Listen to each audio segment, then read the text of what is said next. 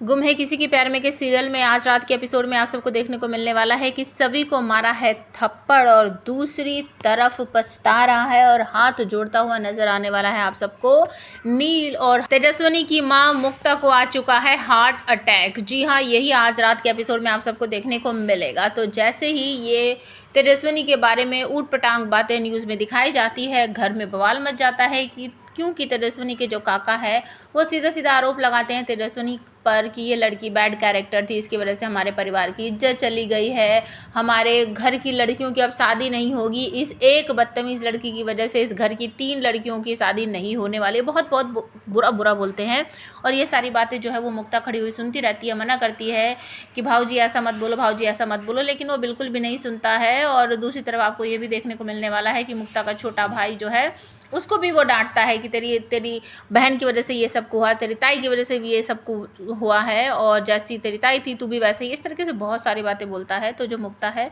उस बेचारी को हार्ट अटैक आ जाता है, वो नीचे ज़मीन पर गिर जाती है। तो उसको उठाकर हॉस्पिटल ले जाया जाता है और बाय चांस हॉस्पिटल भी वही होता है जहाँ पर नील ड्यूटी करता है। जी हाँ, तुरंत ही नील भी वहाँ पर पहुँच जाता है। फर्स्ट ट्रीटमेंट जो होता है वो सब कर दिया जाता है मुक्ता का, और तभी सीनियर डॉक्टर आकर कहते हैं परिवार वालों को कि जान तो बच गई है लेकिन इनको मेजर हार्ट अटैक आया था और अब ये कोमा में जा चुकी हैं। जी हाँ, मुक्ता की जो कंडीशन है बहुत ज़्यादा ख़राब है, कोमा में चली गई है। लेकिन लक्ष्मी जो है वो तुरंत ही वहाँ पर पूछती है कि सर कब तक ये ठीक होंगी या फिर कब तक ये जो कोमा में चली गई वहाँ से बाहर आएंगी। तो डॉक्टर कहते हैं इस बारे में हम कुछ नहीं कह सकते। और तभी लक्ष्मी का गुस्सा फूट पड़ता है नील पर। नील को कहती है वो कि ये सब कुछ आपकी वजह से हुआ है जमाई राजा, अगर आपने तेजस्विनी को ये नहीं कहा होता कि चले जाओ मेरी ज़िंदगी से तो ये सब कुछ होता ही नहीं। तेजस्विनी ने कितना दुख दर्द बर्दाश्त किया है, कितनी मुश्किलों से उसने अपने एग्ज़ाम दिए हैं, आपको कुछ पता भी है।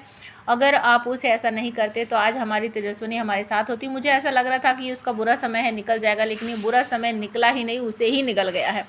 नील यहाँ पर हाथ जोड़ता है, माफ़ी मांगता है कि काकू मैंने तो ये सब कुछ इसलिए किया था कि तेजस्विनी अपनी पढ़ाई ठीक से करे और वो अपना एग्ज़ाम दे पाए, और मैं उसे अपने परिवार से बचाना चाहता था। दूसरी तरफ आपको देखने को मिलने वाला है कि सभी की बहुत बुरी हालत है, रजत के परिवार की बहुत बुरी हालत है। और रजत की माँ एक थप्पड़ खींचकर मारती है अपनी बहू सभी को और कहती है तू ऐसा कैसे बोल सकती है कि रजत तुझे छोड़कर चला गया और वो इतनी रात को उस लड़की के साथ क्या कर रहा है, मतलब कि तू मेरे बेटे के कैरेक्टर पर उंगली उठा रही है। सभी रोते रोते कहती है नहीं मम्मी जी, मैं बिल्कुल भी ऐसा नहीं कर रही हूँ, मैं सिर्फ ये जानना चाहती हूँ कि इतनी रात को रजत उस लड़की के साथ वहाँ क्या कर रहे थे।